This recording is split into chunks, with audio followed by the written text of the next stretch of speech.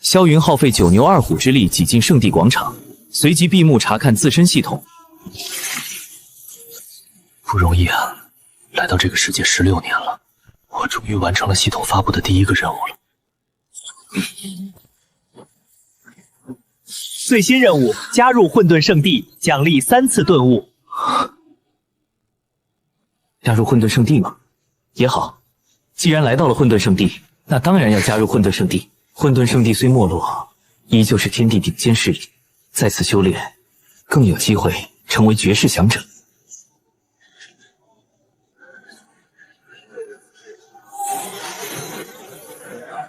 我是接引长老，负责接待你们参加考核。好了，废话就不多说了。我们混沌圣地没有那么多规规矩矩，收徒考核也只有一关，那就是敲响混沌钟。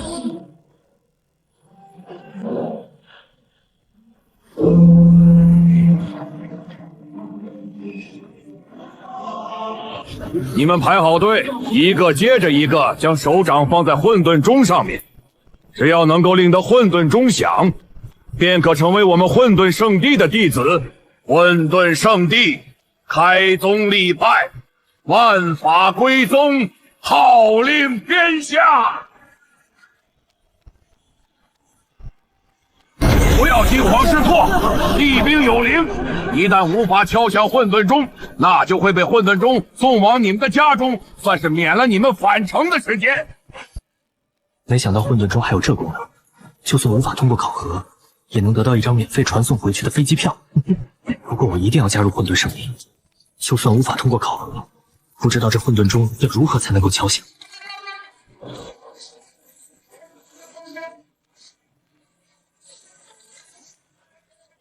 一声钟响，勉强有资格加入我们混沌圣地，但也只能做一个外门弟子。外门执事何在？将其带往外门。是，长老。请问隐隐长老，一个人最多可以敲响几声？这钟声响起的数量，又跟加入混沌圣地后的待遇有什么关系？混沌钟有9响，响1声可为外门弟子，响2声可为内门弟子，响3声可为长老弟子，响5声为太上长老弟子，响6声有混沌圣地圣子。至于响7声、8声、9声，已经很多年没有出现了。一旦出现，那将立刻成为我们混沌圣地的神子。即便测试了几10万人，也仅仅只有几百个加入了混沌圣地，这几率太低了吧？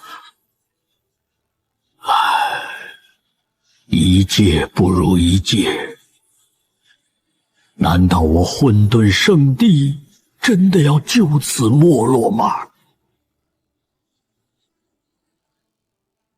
终于轮到我了。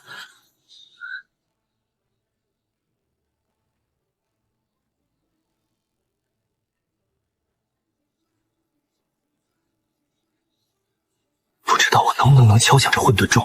原来是要参谋这些金色文字。只要入门，就能敲响混沌钟。参谋越多，钟声响声便越多。系统，使用1次血雾。原来这篇经文叫做混沌引，一旦练成，便可借用混沌钟的力量。实力越强，借用的力量便越强。若是能够达到圣人境界，那就能够炼化这个混沌钟了。他没有惊人的体质，恐怕只能响1声。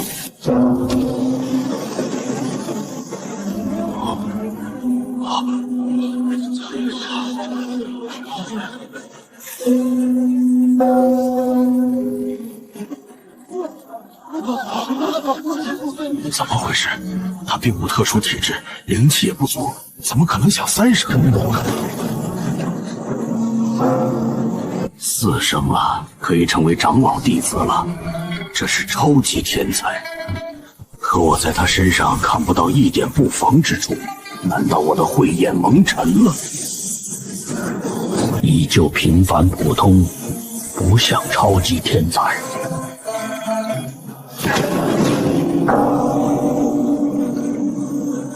这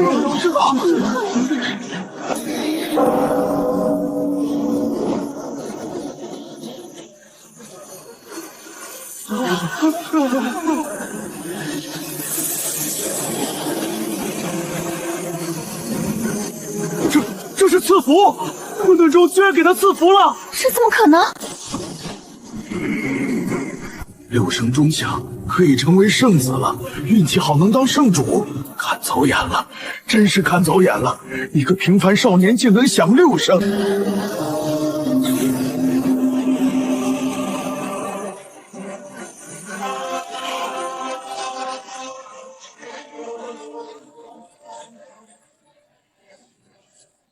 洗精一锁，回归母胎，这居然是洗精一锁！混沌钟响了7声了。这小子我收定，谁都不能跟老子抢！不灭老祖，想要抢我雷祖的徒弟，还差得远呢。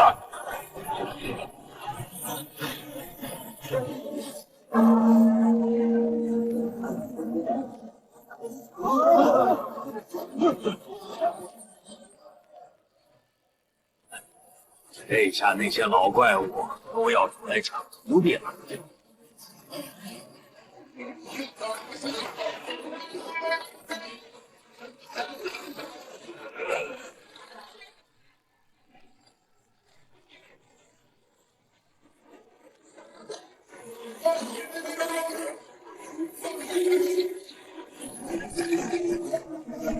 这是我的徒儿，谁敢抢？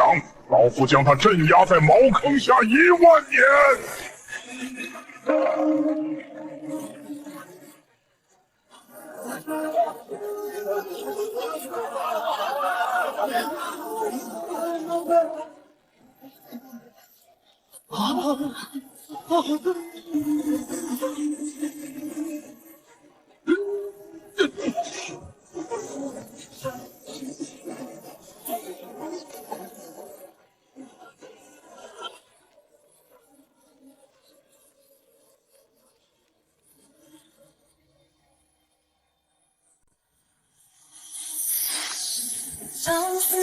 圣子，请前行。绕指尖停留，美得像一场梦。当你背影转成红，这东西就跟机场传送带一样。无感的起伏。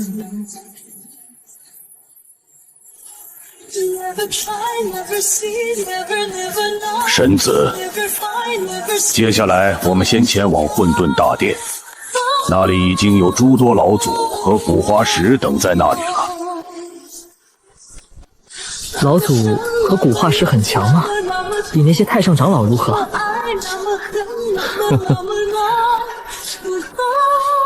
太上长老只是超凡境界，连我都不如。而那些老祖最差的都是圣人，至于那些古花石们就更加恐怖了。他们是上个时代的强者，早已经踏入了大圣境界，甚至有的都成了种地。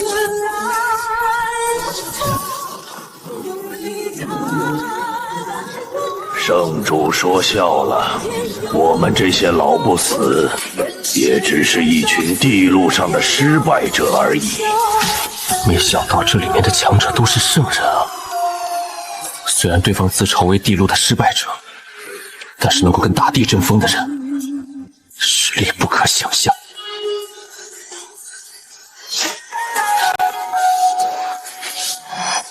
是我一定分时候，旅程成掠过，会记得那感受。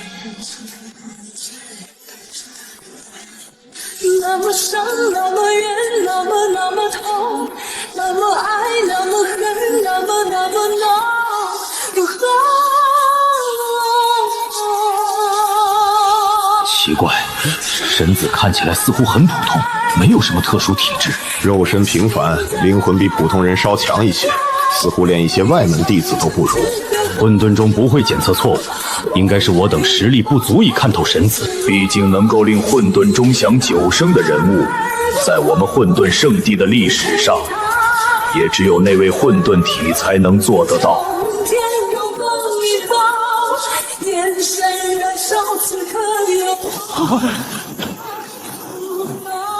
我的雷神诀一旦修炼到大成境界，便可召唤天劫轰击敌人，威力无穷。神子可愿拜我为师？我是不灭老祖，我的不死魔功一旦大成，就能肉身不死不灭。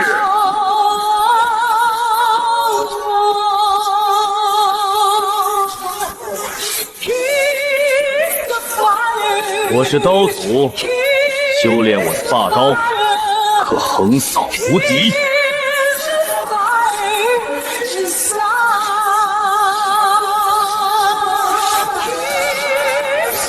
我是拳祖，修炼我的神龙拳，可化为神龙，遨游太虚。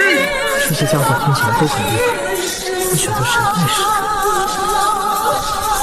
这些人都很强大。实在看不出谁更强了。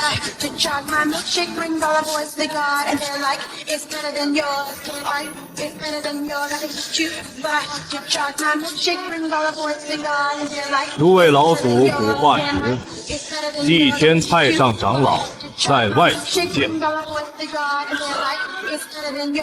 帝天，他还没死吧？他一个小小的超凡，来这里做什么？难道还想要收神子为徒？先让他进来吧。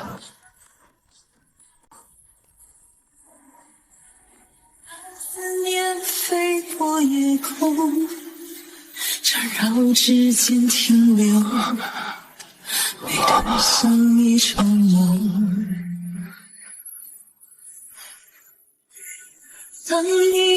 神子，老朽虽然修为不行，但老朽修炼的混沌经，乃是我们混沌圣地的至高宝典。一旦将其修炼至圆满境界，便可铸就诸天万界第一圣体混沌体。届时正道地位便指日可待。混沌体，他就算再无知，也知道这种体质实是无敌。一旦练成，那绝对是可以正道大帝的。更何况，我知道自己的资质很平凡。一瞬间，我便决定拜帝天为师。他修为地位虽不如诸位老祖，但有混沌体，何愁实力不行？更何况我是神子，地位与圣主相当。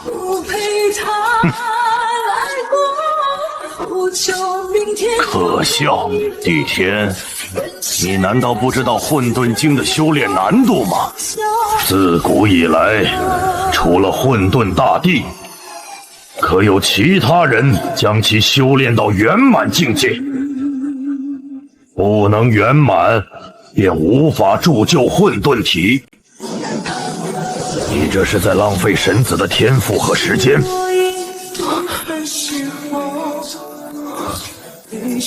原来这门功法很难修炼啊！不过没关系，我有顿悟帮助。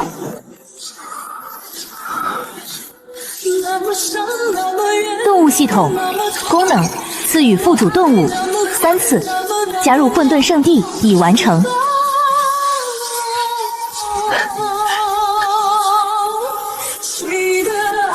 启禀雷祖，正因为神子天资不凡，万心如其大然，所以我才认为神子更适合修炼混沌经。或许混沌钟响9声，便是在提醒我们，神子正是修炼混沌经的主人，混沌体正道的大帝，诸天万界前10。这样的诱惑实在太大了，但混沌经的修炼难度也非常大。诸位老祖，诸位古化石，弟子愿意拜地天太上长老为师。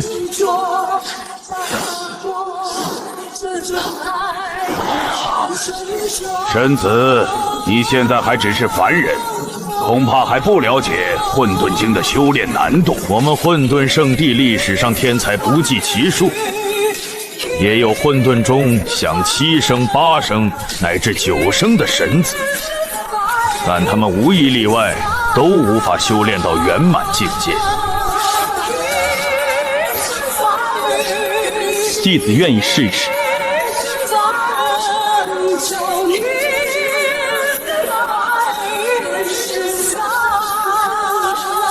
很好，神子，你或许还不知道帝天的来历。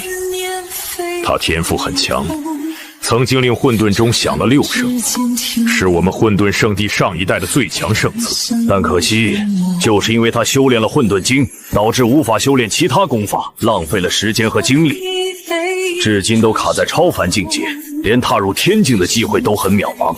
而跟他同时代的圣子们，却早已经成圣了。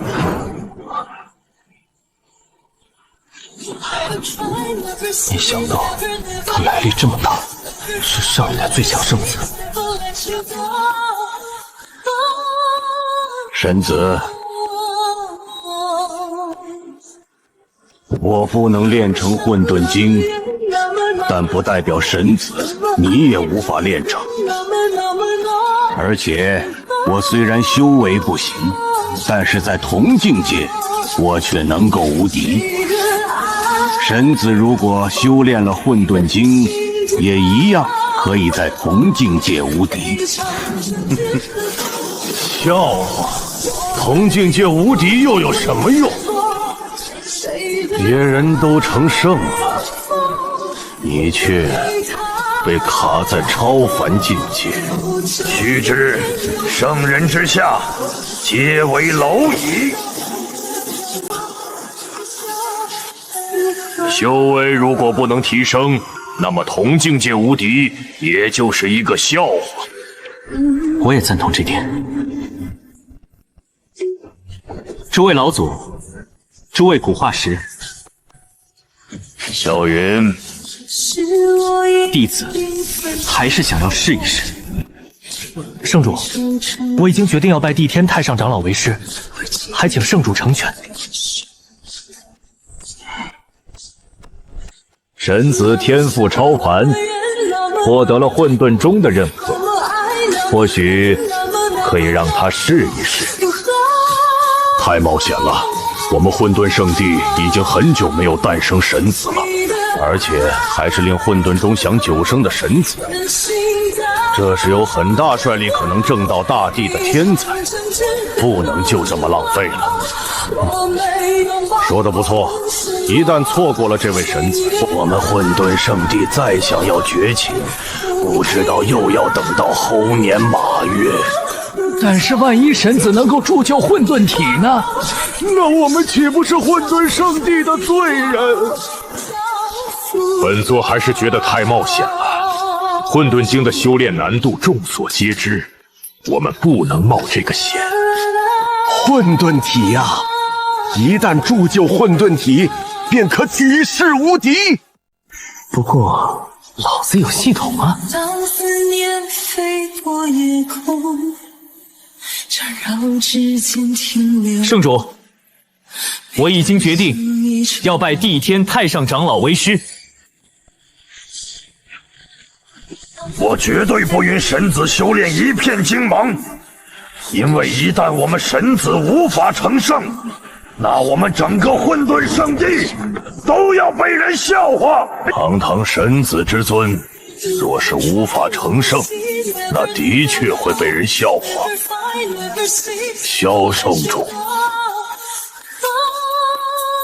最新任务：放弃神子身份，奖励10次顿悟机会。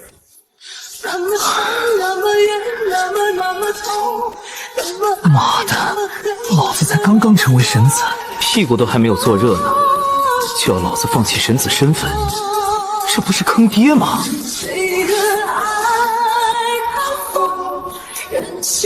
不过这次任务的奖励也太丰厚了。诸位老祖，诸位古化石，弟子还是坚持修炼混沌经，为此，弟子愿意放弃神子身份，成为混沌圣地一个普通弟子。如此一来，就算弟子无法铸就混沌体，也不会让混沌圣地蒙羞。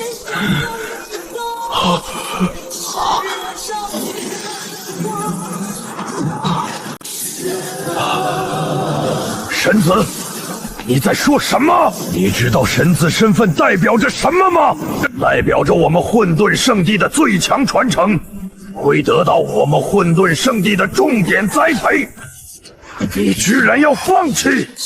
神子，你最好考虑清楚，有了神子身份，你会拥有最多的修炼资源。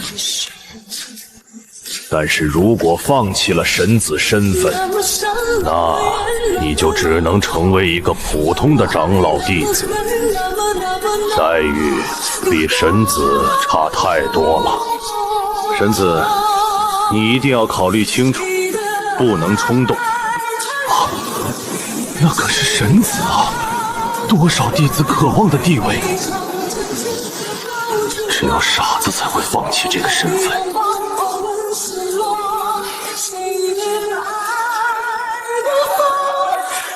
神子，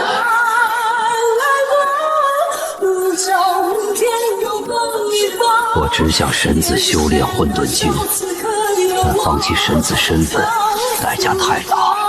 我也不想放弃神子身份，但是为了那10次顿悟的机会，我只能选择放弃。诸位老祖，诸位古化石，弟子愿意放弃神子身份。如果弟子能够练成混沌经，铸就混沌体，那么要不了多久，弟子依旧能够成为神子。相反，如果弟子无法铸就混沌体，那么弟子也就没资格成为神子。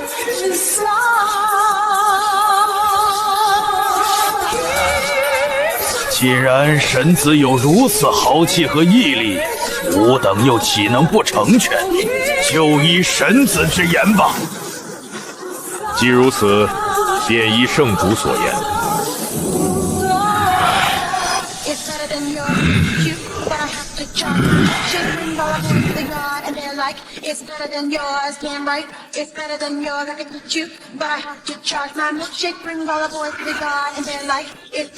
萧云，既然这是你的选择，那我们就尊重你的选择。从今天开始，你便是帝天太上长老的徒弟，地位与那些太上长老弟子相当。多谢圣主。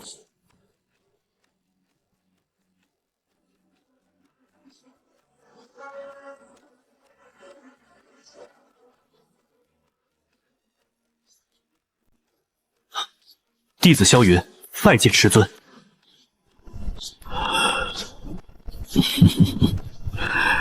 没想到你居然放弃了神子身份，说来是老夫害了你。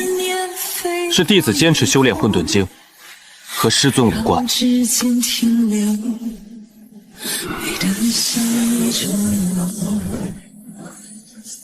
既然如此，那么为师向你保证，在为师仅剩下的100年寿元之内，一定会倾力栽培你，绝对不会有丝毫保留。帝天等你到这寿元将近。师尊，您怎么只有100年寿元了？徒儿有所不知，我们超凡境界便只有1000年的寿元。为师今年已经900岁了，所以也就只剩下100年的寿命了。那师尊要如何才能增加寿元？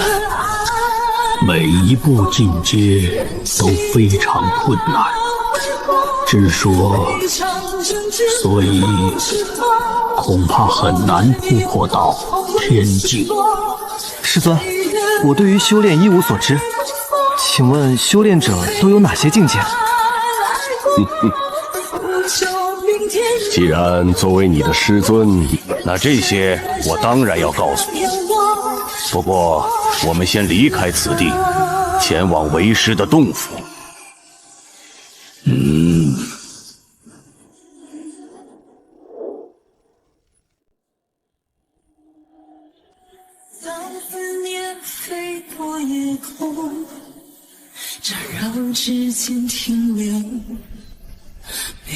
我们修炼者一共有14个境界，由低到高，分别是炼体、聚气、神桥、洞天、寂灵、觉醒、出窍、涅槃、超凡、天境、圣人、大圣、准地、大地。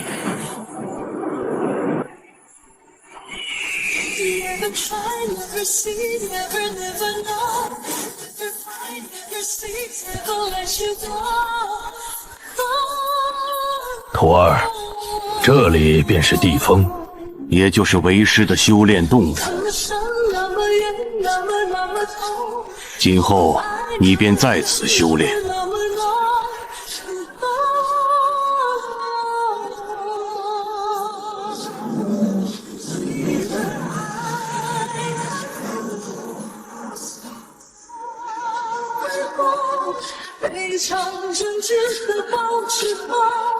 这里以前是为师居住的地方，现在为师将其赐给你。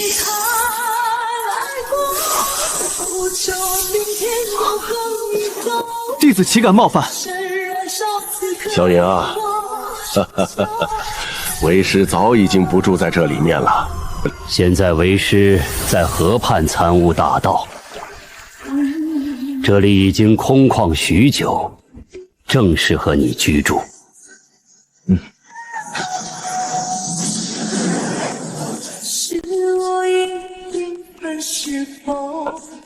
拜见主人，拜见少主。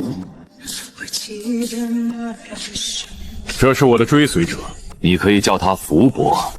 就先由他带你熟悉一下地风，那就等晚上心力浓郁的时候吧。为师再传你混沌经，助你踏入修炼之道。是，师尊。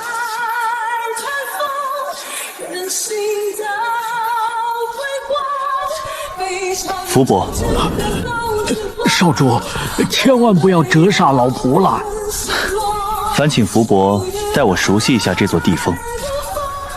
少主不必客气，这是老仆分内之事。福伯，为什么这里建造了这么多的宫殿，但却没人居住呢？昔日老主人号称混沌圣地的最强圣子，追随他的人不计其数。但是这么多年以来，那些追随者们不是老死了，就是离开了主人，只剩下老仆一个人了。少主现如今还没有辟谷，这些先禽灵兽和灵米，以后便是少主的饭食。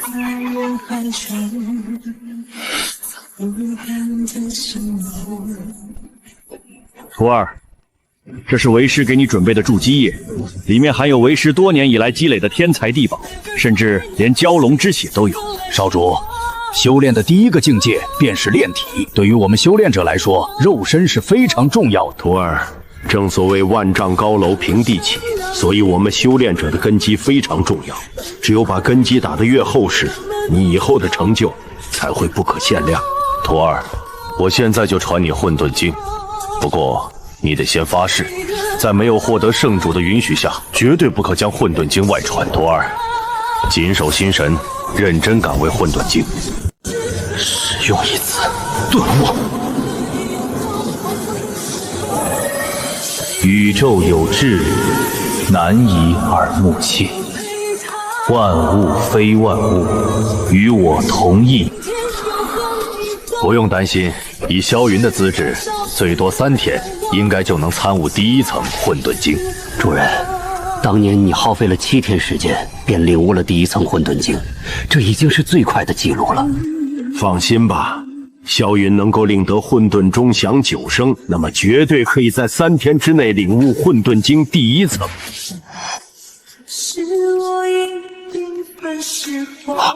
怎么可能？灵气贯体，少主这是领悟第1层混沌经了！天啊，这才过去多久？不过1刻钟而已。天纵之资也不过如此。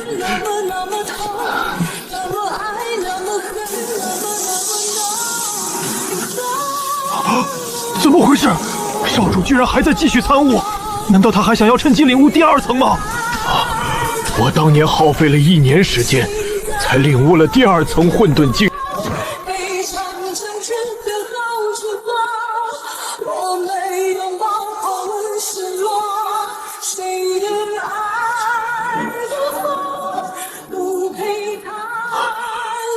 这是地涌金莲，还有星力炼体。我的天啊，这到底是什么怪物？当年我可是耗费了30年，才领悟了混沌经的第9层，这便已经打破了前人的记录了。主人，你这次真是阿对宝了，或许我们有生之年真的能够看到一次无敌的混沌体诞生。哈哈哈哈哈哈！此子不成混沌体，简直天理难容。我们混沌圣地终于有望崛起了。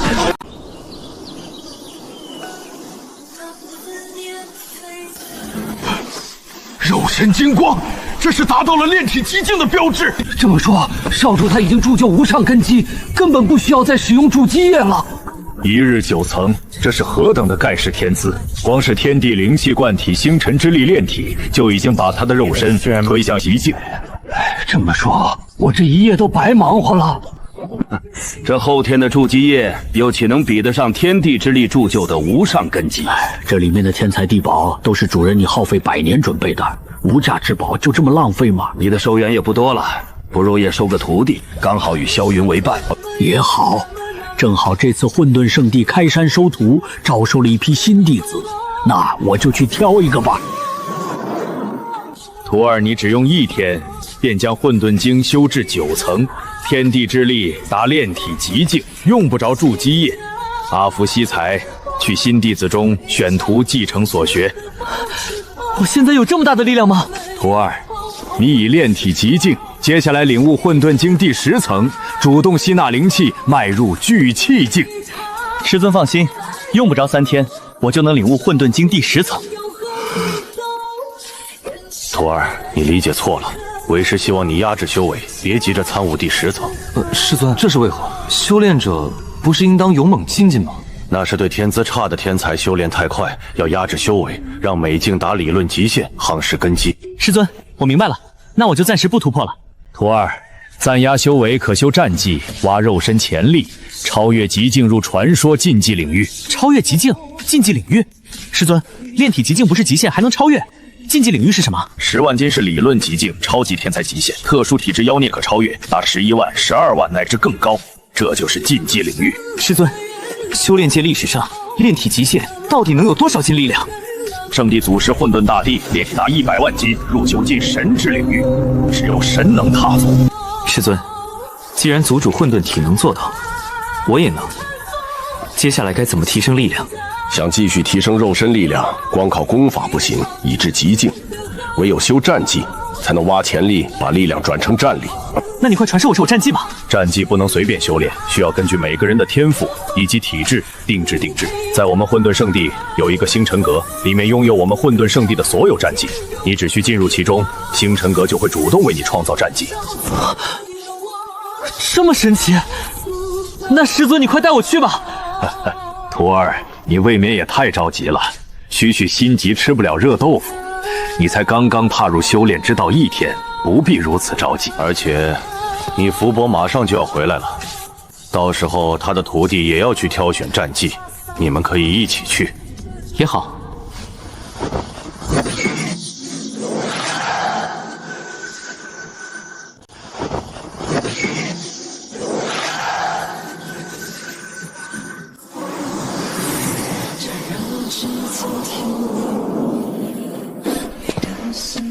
少主，恭喜少主铸就无上根基。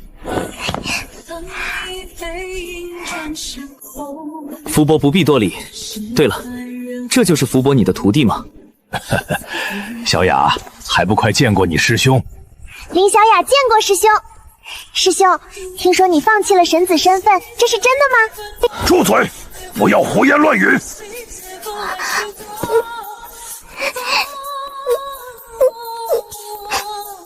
福伯不必如此，是我自己主动放弃的神子身份，又岂会恼怒别人谈论？更何况，总有一天，我会亲自夺回神子之位。说得不错，以少主的盖世天资，迟早会重新登临神子之位的。天赋不错，昨天应该令混沌钟响了3声，对吧？如此天赋，再加上我准备多年的筑基业，将来踏足炼体极境应该不成问题。算这丫头运气好。这是主人为少主准备多年的筑基业，融合了诸多天材地宝，比以往那些圣子所用的筑基业丝毫不差。可惜少主已经踏入了炼体极境，用不着这些筑基业，所以就便宜你了。这也算是你的大机缘。师兄踏入炼体极境了，他不是昨天才跟我一起加入混沌圣地吗？这才1个晚上，他怎么会修炼得这么快？你师兄天资盖世，昨日修炼混沌经，一日连破9层，直接让天地力帮助他铸教了无上根基，踏入炼体极境。这可比用筑基业踏入炼体极境强多了。一日连破9层，夫妇谬赞了。好了，别浪费时间了，马上进入鼎中，运转我传授给你的功法。少主还等着跟你一起去星辰阁挑选战绩，别让他久等了。是。好烫啊！师尊，我快要被煮熟了！你说我为徒不会是想要吃了我吧？这点疼痛就忍受不了，还修炼什么大道？少废话，赶紧运转功法，努力吸收这些药液。这些药液可都是无价之宝。好强大的力量啊！我现在最起码达到了炼体大成，应该有5万斤的力量。有什么可骄傲的？你师兄不用这些筑基液，现在都拥有了10万斤的力量，你还差得远呢。师兄是变态，我不能跟他比。好了，阿福，你送他们去星辰阁挑选战绩吧。哇，这里真是太漂亮了！等我能够飞行的时候，我一定要好好的逛一下我们混沌圣地。等你踏入修炼的第3个境界神桥境界，便可以凝聚神念，御剑飞行了。平常星辰阁很少有人来，这次是因为昨天招收了不少新弟子，所以才有这么多人前来星辰阁挑选战绩。先排队吧，我也不急。师兄，我们快过去看看吧，那里好像有人在测试自己的战力。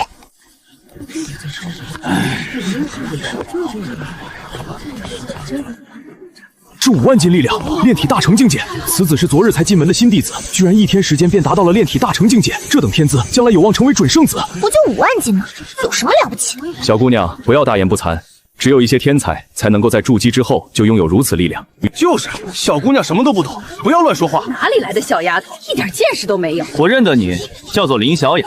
昨天敲响了3声混沌钟，而我却敲响了4声。你的天赋不如我，还敢在我面前大言不惭，真是不知所谓，狂妄至极。不就5万斤吗？有什么了不起的？本姑娘测试给你看看。请。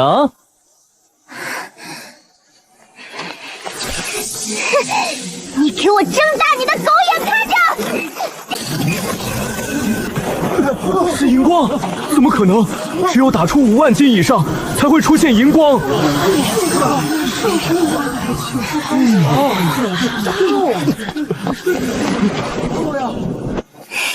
师尊，徒儿没给你丢脸吧？我被修士岂能有炫耀之心？如此的不稳重，回去之后给我写1万个稳字。是神子，他放弃了神子身份了，不会是为了才逐出了神子？这还真说不定。堂堂神子，岂能说放弃就放弃？我看他可能是在昨天考验的时候作了弊，这才敲响9混沌钟，后来被圣主给他出位了。他也来了，应该已经筑基了，不知道有多少力量。你们都给我住嘴！我师兄是自己放弃神子身份的，他没有作弊。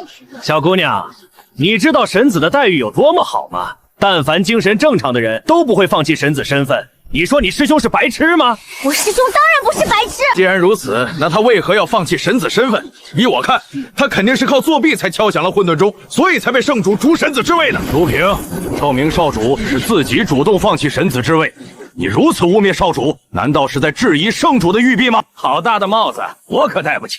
不过我也懒得理会一个作弊的人，不像我家少主敲响了5遍混沌钟，筑基后便踏入了炼体圆满境界，如今已有圣子之势。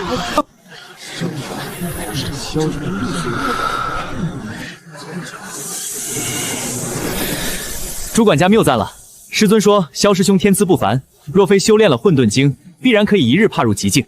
我还差得远。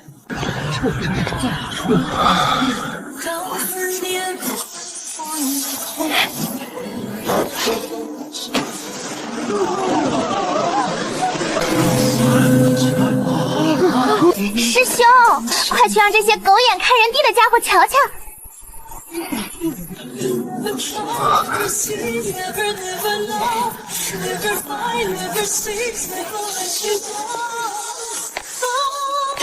系统提示：丁，任务更新，最新任务，让周围的人惊呼，造成轰动，奖励顿悟3次。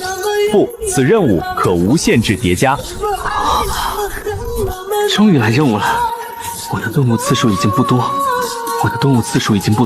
这个任务10级绝佳，还能无限叠加，这次正好借机收获顿悟次数。混沌经是修炼界公认的最难修炼的功法，仅仅1天时间，他连第1层都没有领悟，怕是连1万斤的力量都没有。主管家此言差矣，别人或许不能在1天之内领悟混沌经，但是萧师兄可是令混沌钟响9声的绝世天才，我相信他一定可以办得到。哎呀，手好疼啊！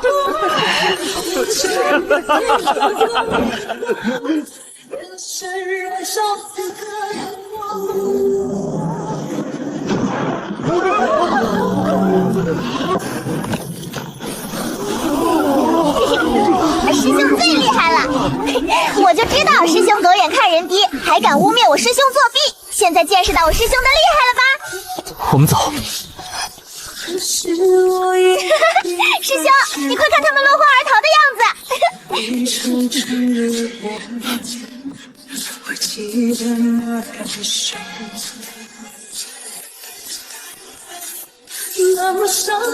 师兄，轮到我们了，赶紧进入星辰阁里面挑选战绩吧。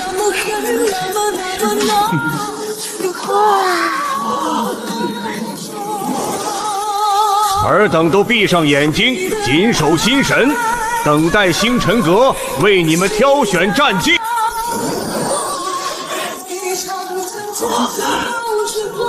帝天，想必以萧云的天赋，此番应该会被星辰阁赐予超级战绩吧？应当如此，毕竟能够令得混沌钟响了9声，星辰阁应该会把它列为最高级别。哼，天一，你不是在闭关冲击天境吗？怎么出关了？是不是失败了？帝天，你虽然战力惊人，可惜终究无法踏足天境，100年之后还不是黄土一步。你的弟子萧云也一样，天资再如何盖世，到头来也只是一颗流星而已。相反，我的弟子楚清霄将会跟我一样踏足天境，将来窥一圣人境界也未尝不可。当思念飞过夜空，缠绕指尖停留，美得像一场梦。星辰阁是不是出错了？看来此子是靠着作弊蒙蔽了混沌钟。天一，你以为混沌钟是什么？那可是大地神兵，就算是圣人也别想蒙蔽混沌钟。谁知道的？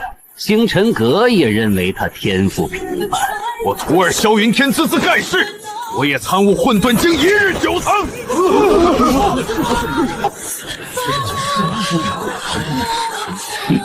说不定是你耗费功力助他1日9层。我帝天可以向大道发誓，所言绝对没有说谎。你只有100年寿元，说谎也没什么后果。混账！ 3流战绩，看来他的天赋是最差的。师兄，你获得了什么战绩？肯定是超级战绩吧？怎么可能？师兄，你竟然只是获得了3流战绩。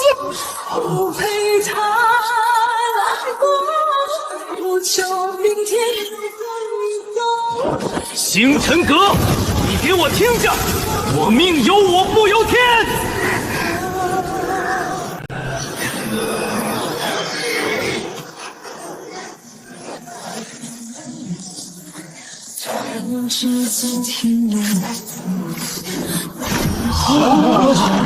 星辰阁怎么只有超级战绩，没有究极战绩吗？徒儿，究极战绩是自己创出来的，正适合自己。师尊，你怎么会在这里？快选战绩吧，不要贪多驳杂，选一种就行了。徒儿就是要让星辰阁看看我的天赋到底行不行。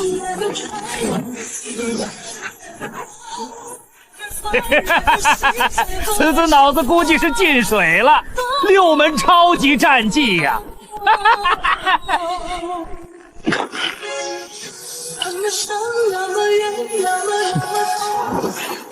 ！2次轰动场面让萧云成功完成系统任务，斩获顿悟次数奖励。这顿悟次数太容易获得，我要继续让众人惊呼。系统，我要使用1次顿悟，当众将9转8拳修炼至圆满，再度让众人震惊。原来如此。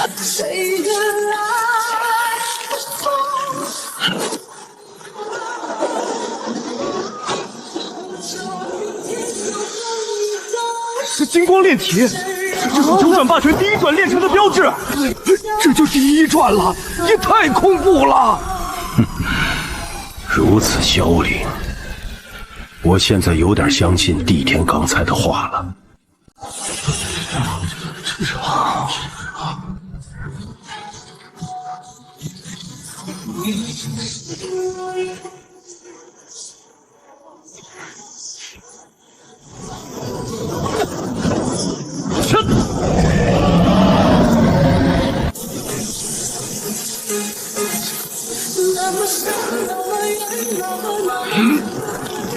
这是禁忌玉骨，他果然已经踏入了禁忌领域。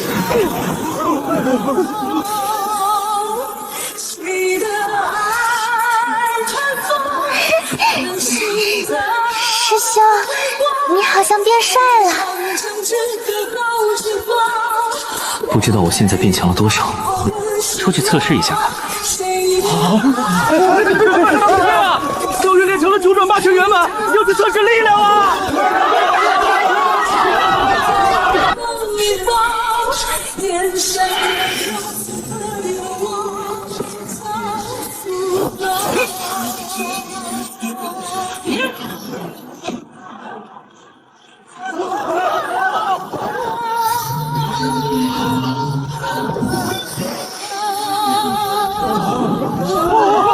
！20万，果然踏入了禁忌领域。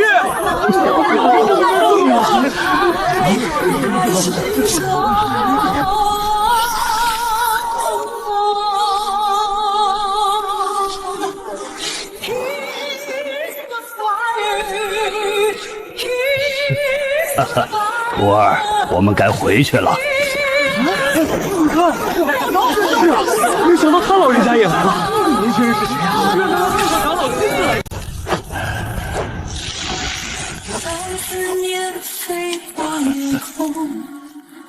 长老亲自来。师尊，为何我的力量增强了，但是饭量也增大了？力量增强了，代表你的肉身也更强了，所以需要吸收更多的营养。这不是成饭桶了吗？师尊，我们修炼者达到什么境界才能辟谷？想要辟谷，就得达到修炼者的第4个境界——洞天境。师尊，我之前在星辰阁修炼明超了10万斤力量，那是不是我只要再修炼成8门超级战绩力量，达到100万斤80量的极限？徒儿，光靠修炼超级战绩，也只能让肉身蜕变3次。师尊，那我要如何才能继续提升力量呢？修炼3门超级战绩，并推演到荆棘境界，能给你再提升60万斤的力量。师尊，即便如此，也只有70万斤力量，还有30万斤，要如何才能提升？这已是凡俗体质的极限。混沌大帝另外30万斤力量是他的混沌体带来的。那我岂不是根本没办法在炼体境界达到100万斤力量？倘若能达到70万斤便已足够，就算是拥有特殊体质的妖孽，能达到此境的也屈指可数。师尊，就没有其他办法可以让我继续提升力量了吗？也不是没有办法。其实，只要弥补了先天根基，那就可以让凡体追上特殊体质。如何才能弥补先天根基？得服用非常稀少的天才地宝。说到底，是为师实力不行。若我有圣人实力，便可去显地为你夺取了。师尊千万别这么说，您传授徒儿修炼之道，已是恩重如山了。主人，真龙巢不是1年后开启吗？也许可以让少主进去试试看。对呀，徒儿，你若在1年内拥有70万斤力量，在真龙巢完全能凭借自己获得天才地宝。师尊，这真龙巢是什么地方？这是一处100年开启一次的秘境，唯有炼体境界能进，里面的天才地宝才未被掠尽。师尊，我决定了，1年后就去真龙巢。真龙巢内非常危险，最起码得拥有50万斤的力量才保险，否则为师不会放你进去。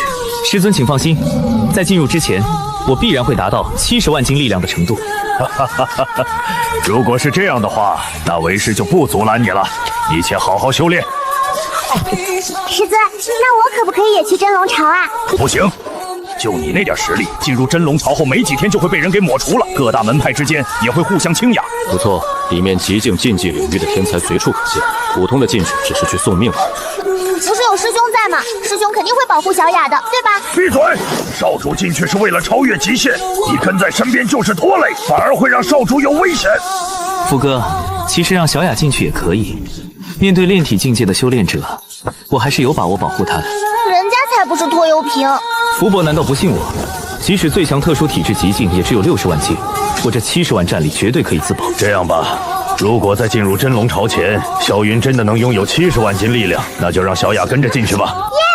多谢太长老成全。别高兴太早，为了不让你拖累少主，接下来1年为师会不断魔鬼般磨砺你。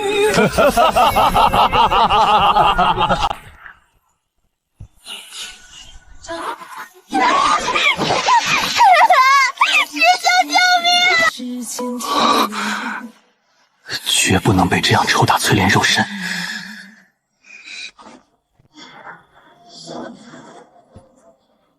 少主在修炼第2门超级战技太极神掌，他已经将这门战技修炼到了圆满成界。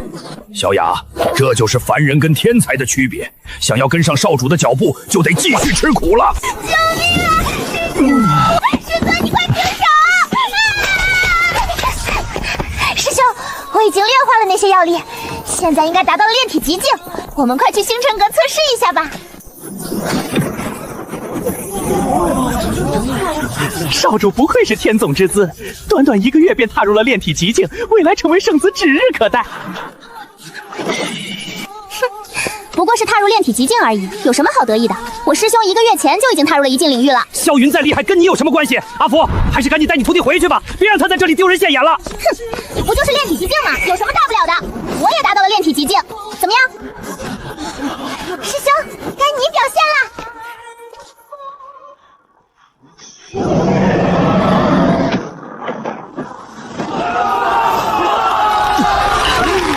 我们走。启禀圣主，据混沌圣地那边传来消息，说是混沌圣地的混沌钟响了9声，先派人去试探1、2，就说我们太初圣地想要切磋交流一番，先试探一下那位能够令得混沌钟响9声的人。徒儿，你的9转霸拳是偏向攻击的战技，而太极神掌则偏向防御。这2个战技一配合，你就只差一个提升速度的战术。徒儿明白了，那我就再修炼神风步和万刀归海这2门超级战技吧。不错，这2门超级战技很适合你。对了，为师这里还有一把刀，刚好送给你修炼万刀归海。只要你力量强大，就能发挥出这把黑刀的真正威力。师尊，怎么会这么重？徒儿，这把黑刀乃是为师用1000年玄铁打造而成，不仅坚固无比，而且重达36万斤。你现在还无法使用这把黑刀，等你拥有70万斤的力量之后，就应该可以勉强使用这把黑刀了。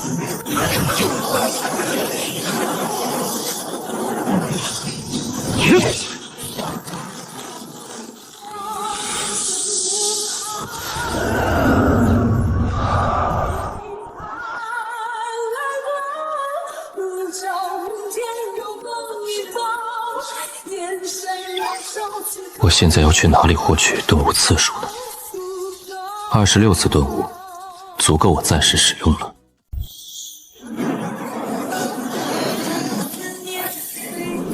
太初圣地万阳辉奉圣主谕旨，前来拜会混沌圣地。原来是万道友，多年未见，风采依旧。原来是天一道友，观道友威势，怕是已经成就半步天境，真是可喜可贺。排名第2的太上长老，在我们太初圣地连前10年都排不进去，混沌圣地果然是没落了。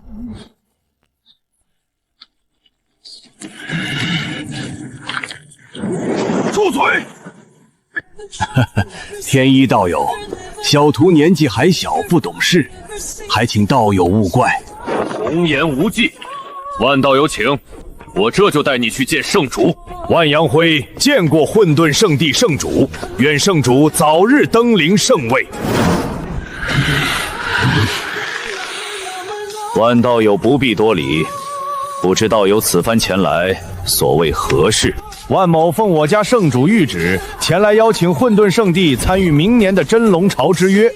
此外，万某这次还带来了我们太初圣地的2位小辈，前来与混沌圣地的高徒敲磋交流，让他们见见世面。派人让萧云、楚京霄、林小雅3人前来。师尊，这太初圣地怎么莫名其妙的派人过来与我们切磋交流？表面上是邀请我们去赴约真龙槽，暗地里其实就是嘲笑我们派不出弟子去真龙槽。我们6大圣地关系并不像表面上那么和气，暗地里竞争不断，尤其是这太初圣地和我们混沌圣地竞争最为厉害。以后你如果在外面遇到了太初圣地的人，一定要格外的小心谨慎。好了，不要让圣主久候。阿福，你现在就送他们过去。真龙朝还没有开启，太原圣地便来试探了。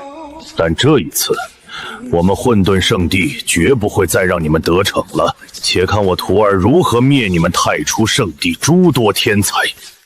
万道友，这3人分别叫做萧云、楚京霄和林小雅，是我们混沌圣地炼体境界中的佼佼者。不愧是混沌圣地的高徒，果然都是不凡之才。玉龙、妙童，还不快见过这3位混沌圣地的高徒？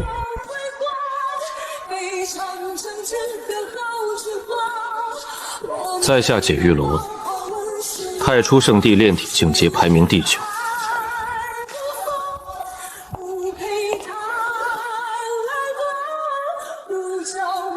我叫符妙童，在太初圣地的炼体境界当中，我只是排名第10。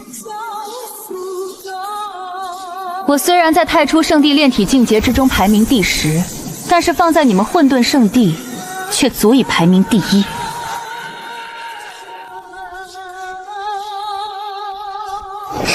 仅仅排名第10，还那么骄傲，不知道的人还以为你排名第1呢。大言不惭，让我来试试你的斤两，看看你的手底下功夫是否也有你的嘴巴这么厉害。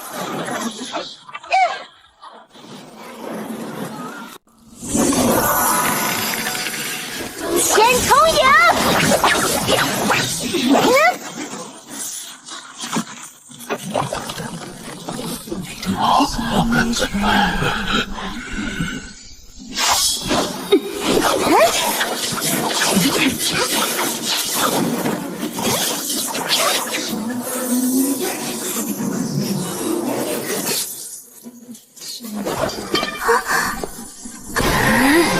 一剑隔世。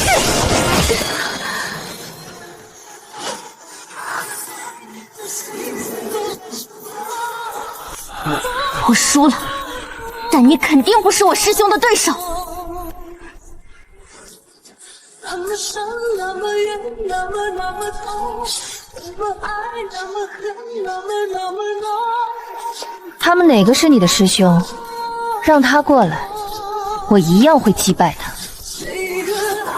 你刚才太急躁了，否则也不会败得这么快。师兄，你快替我教训他！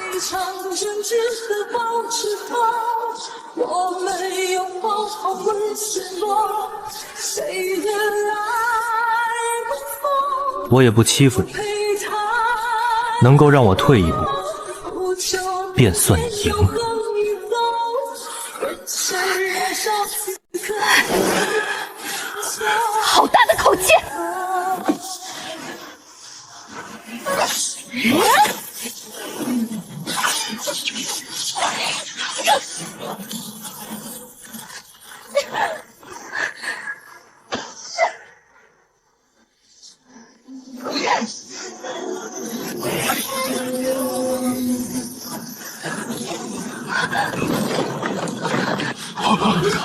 极神掌。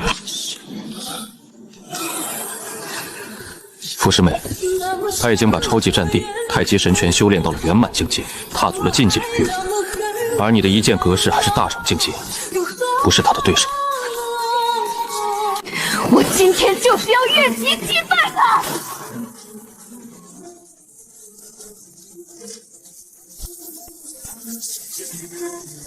一剑格式。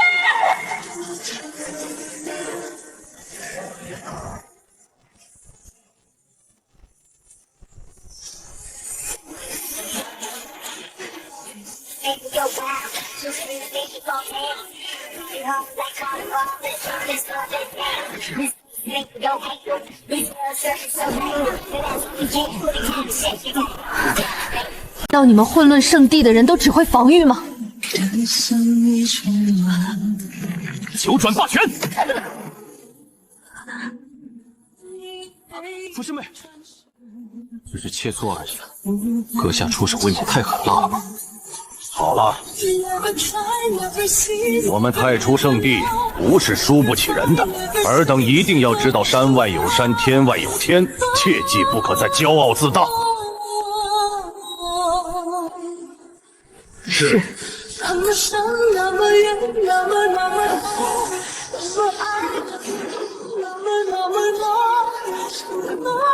萧师兄实力惊人，在下解玉龙，还请指教一二。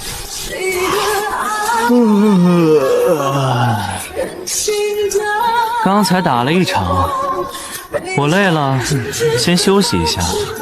你们太初圣地总不能用车轮战这种卑鄙之策吧？为什么找我？是萧云打伤你师妹的，跟我有什么关系？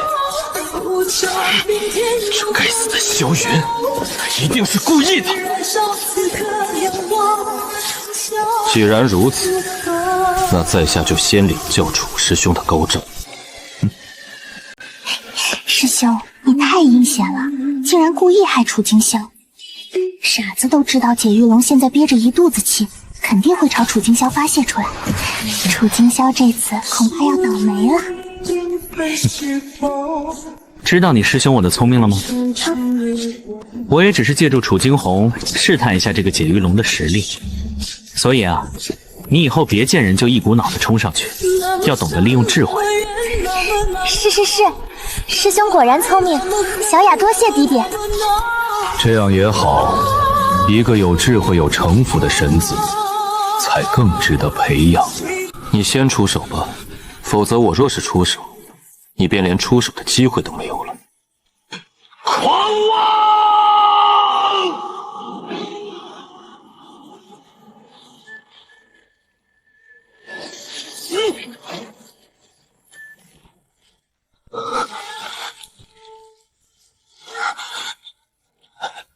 竟然是闪电体，原来是拥有特殊体质的妖孽，难怪这么强。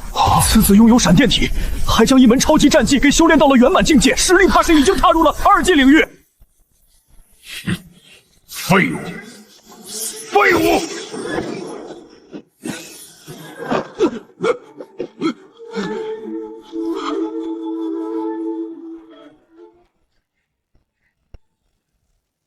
传言闪电体天生就能操控闪电，攻击力很强，再配合你们太初圣地独有闪电拳，威力的确不同凡响。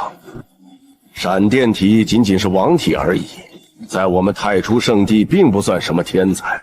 我们这一代出了好几个神体，还有一个至尊体，相比之下，闪电体就差多了。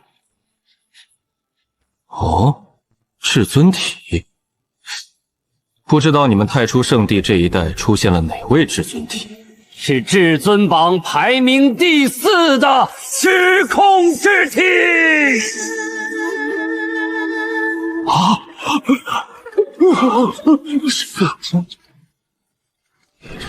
据我所知，特殊体质分为3阶，第3阶是王体，也就是闪电体、玄冰体、少阳体等等这种低级的特殊体质，而第2阶是神体，有赫赫有名的太阴神体、太阳神体，还还有光身体、五行身体、天魔体等等。而第一阶，也就是最强的特殊体质，被称为10大最强至尊体。这10个至尊体依次排名，分别是混沌体、吞天魔体、先天圣体、道胎、时空之体、玄黄不灭体、万佛之体、荒古圣体、苍天霸体、神王体、仙王体。当然，这个排名并不是一定正确的，因为至尊体之间的差距都非常小。特殊体质终究只是体质，一个人的实力并不是只依靠特殊体质，还有后天的努力以及诸多机遇。所以，这10个至尊体任何一个都可以被称为最强之。萧云为何甘愿放弃混沌圣地神子之位？不就是想要铸就混沌体吗？这可是排名第1的至尊。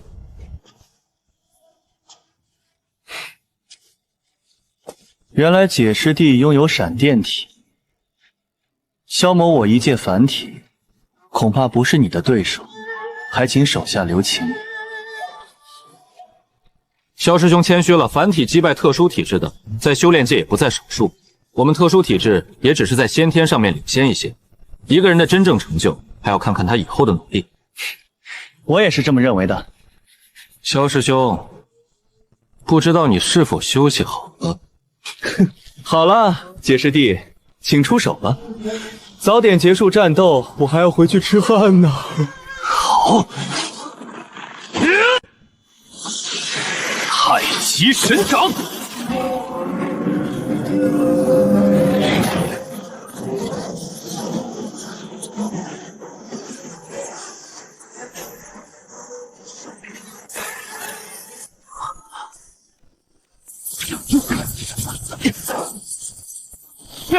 这才对嘛！像你这种级别的天才，就该硬碰硬，在战斗之中升华。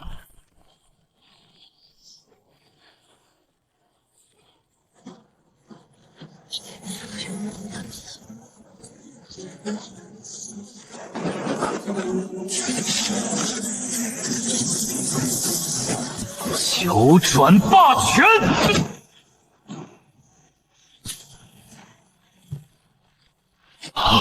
好强大的肉身！这2个人都已经踏入了2进领域，拥有30万斤力量，不愧是闪电体啊！不仅拥有强大的力量，还拥有极速。若非萧云练成了超级战技神风步，还不一定是他的对手。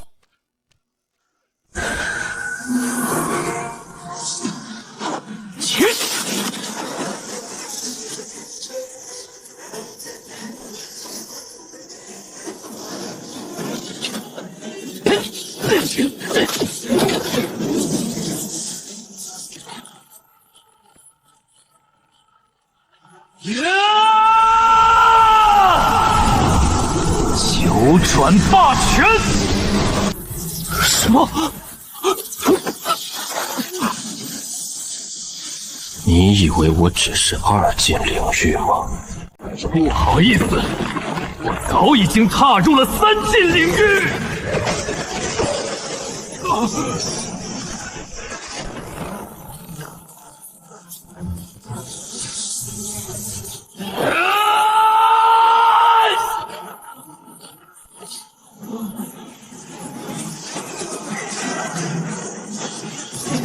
受死吧！受死吧！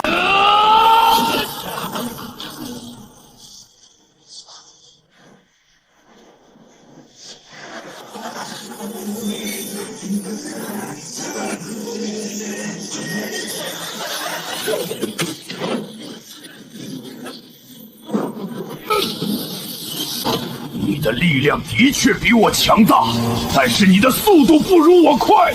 战斗可不仅仅是力量。太极神掌！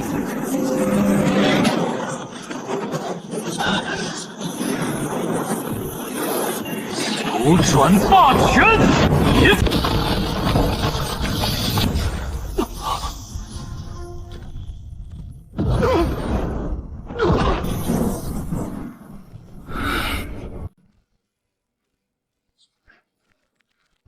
不愧是混沌圣地的高徒，小小年纪竟然就练成了3门超级战技，还将太极神掌给推演到了荆棘战境界，踏入了4进领域。如此物象，真是了不起。万道友过奖了，萧云也只是有点悟性而已。比起贵门派的时空之体，还是差距太大。想必这一次的真龙朝之行，你们太初圣地又要博得头锤了，到时候还请贵门弟子手下留情。圣主请放心，既然同属6大圣地，自然应当同气连枝，携手对外。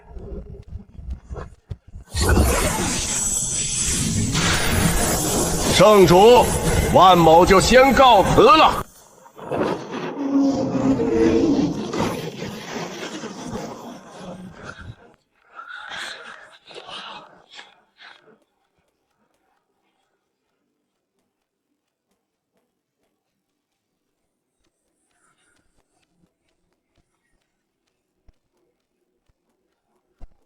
萧云，你这次表现不错，为我们混沌圣地挣得了脸面。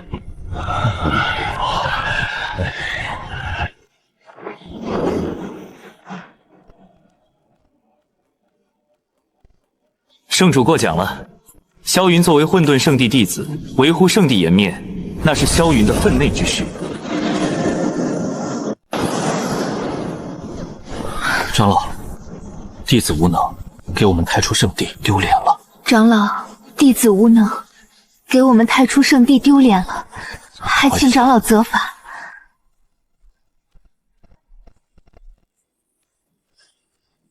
此番非战之罪，那个萧云已经踏入了4境领域，拥有50万斤力量，不是你们战士能够抗衡的。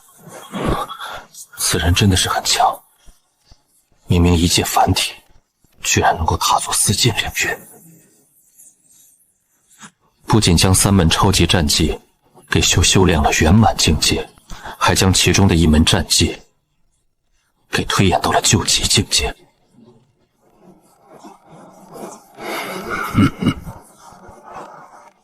你们还是太嫩了，不知道悟性也是可以加强的，但是有副作用。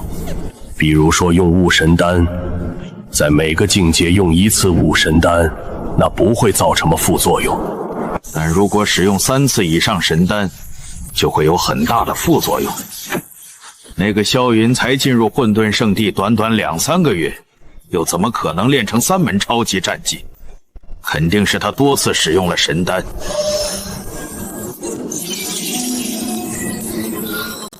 混沌圣地怎么会让他这么做？这不是在毁灭一个妖孽吗？什么妖孽？他就是一个凡体而已，我用慧眼瞧得清清楚楚。他是一点滋补都没有，最多在异性上面有点天赋。因此，混沌圣地才利用悟神丹，将他打造成一个妖孽，为的便是进入真龙巢，替他们混沌圣地寻找一些天才地宝。反正就算有什么副作用，他们也只会失去几个凡体，不会有什么太大的损失。等进入真龙巢之后，再将其灭杀，让混沌圣地的计策去功亏一篑。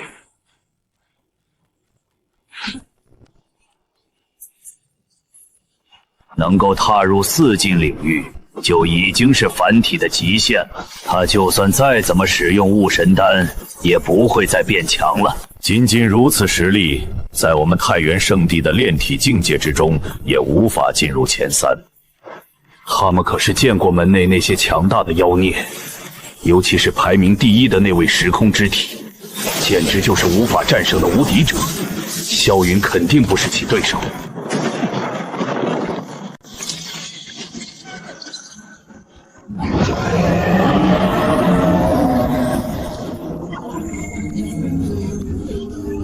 接下来该把其他3门超级战技也给推演到金级战技境界了。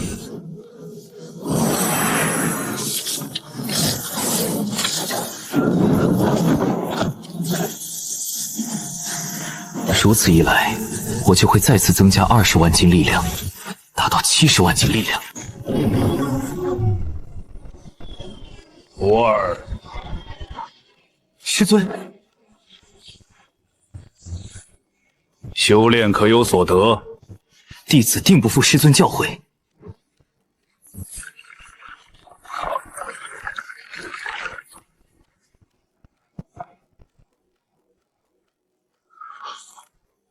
怎么样？这次见到太初圣地的天才，有何感想？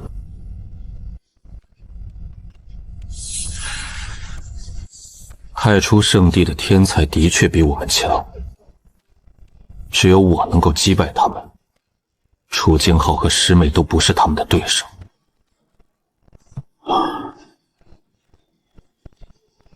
这很正常。我听说这次他们还有一闪电体来了，那虽然只是五品，但也比凡俗体质强太多了。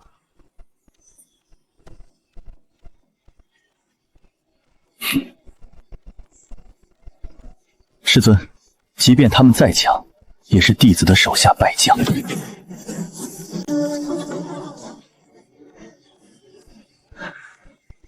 我听说圣主说了，太初圣地这一带还出现了一位时空之体，这可是至尊体，一定要小心提防此人。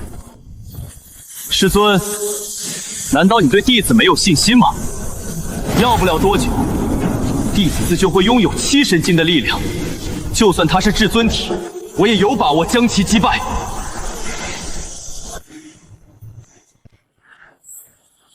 你太小看了至尊体的能力，就像这次的闪电体，你应该尝到了它闪电的好害了吧？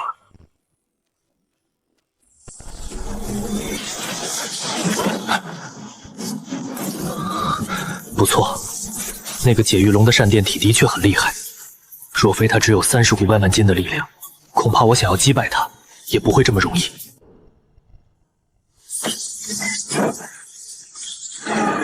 呵呵，看来你还是不了解至尊体呀。拥有他们的人，天生就能操控一些可怕的能力，哪怕他仅仅能够操控一点点时间与空间的力量，都足以让他在炼体境界横扫一切敌人了。时间与空间的力量，这简直是无解啊！常言道，空间为王，时间为皇，更何况时空之石还是集合了这2种力量，简直就是无敌了。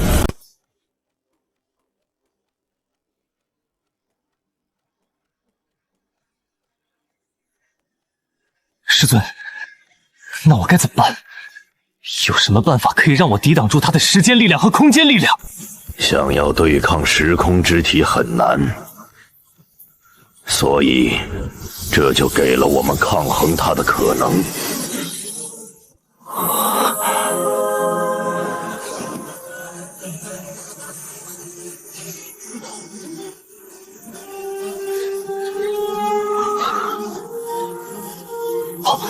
请师尊指教。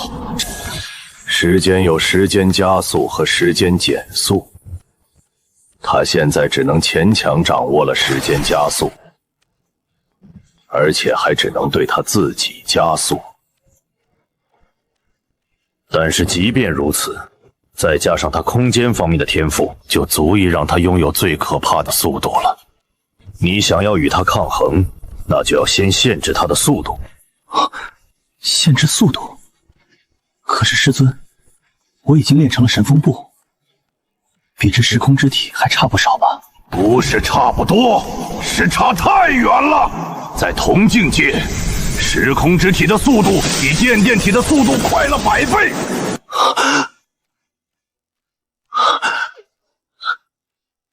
差距竟然有这么大！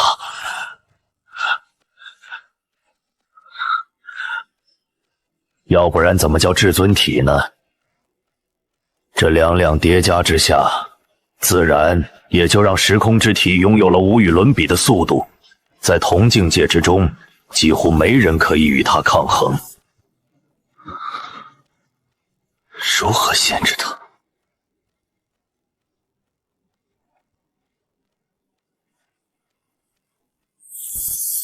徒儿不要着急，我既然说有办法，那自然有办法。第一种是远程攻击，增强你的远程攻击力。第二是提升你的防御力，只要你的防御力增强了，就能够暂时挡住他的攻击。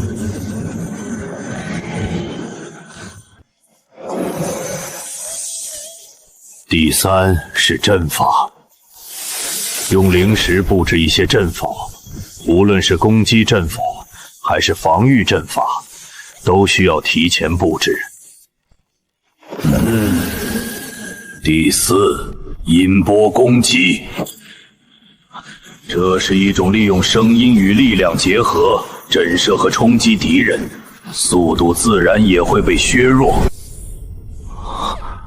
只要你能够这些手段都拥有了，那你就能对抗那位时空之体了。唉，这也太多了吧？您老还是直接告诉我要怎么做吧。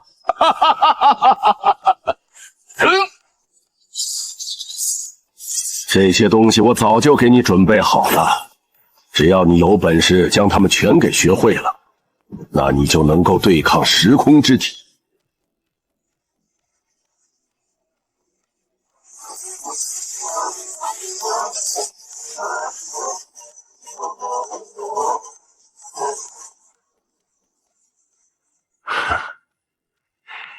徒儿，若非知道你悟性惊人，我也不敢推荐你修炼这么多超级战役和阵法。其实这些东西也就在炼体境有用，到了聚气境、神桥境以后就用不着了。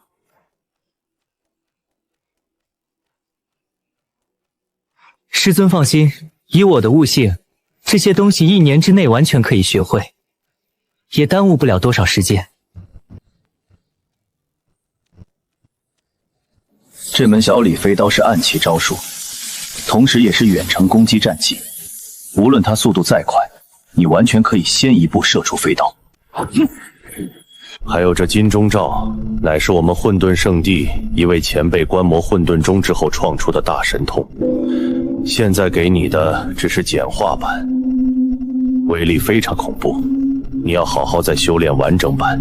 最后这个龙威也算是远程攻击，它是音波战技，能够模仿真龙怒吼的声音，从而爆发出恐怖的音波攻击，能够让万兽臣服，让敌人心神震撼。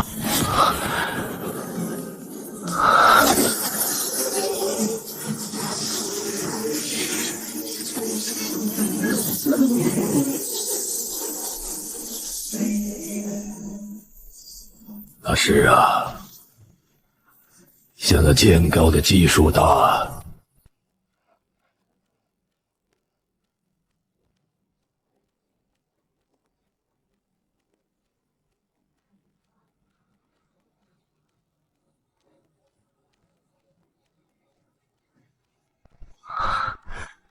果然是家有一老，如有一宝啊！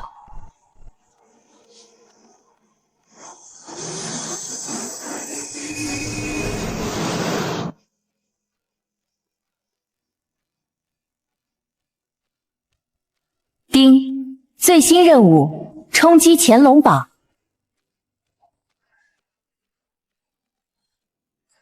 有新任务了。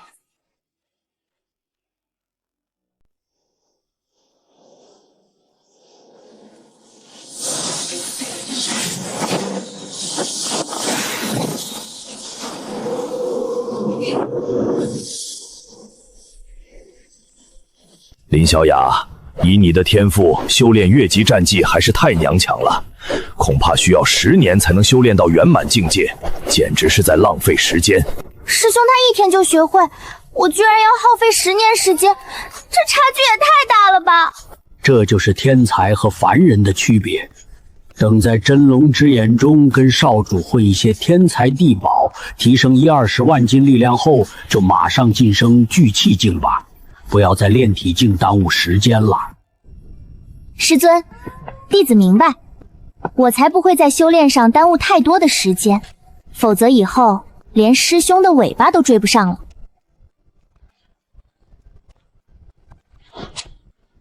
小雅，我什么时候有尾巴了？萧师兄，师兄，你也修炼了神风步，快来指点我修炼神风步吧。等我问福伯一些事情后，再来指点你修炼神风步。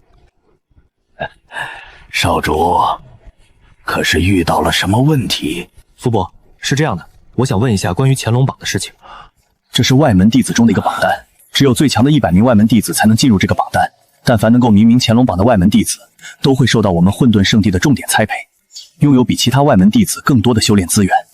我需要实战来提升自己的战斗经验。少主说的不错，的确要多些实战历练，不然一身战力都无法全部发挥出来。那我也可以去挑战这个榜单吗？当然可以，外门弟子就是为了锻炼和积累心境的修为。不过你拥有的修炼资源就比他们多，根本没有这个必要再去闯乾隆榜。哇！师尊，我也要去挑战乾隆榜。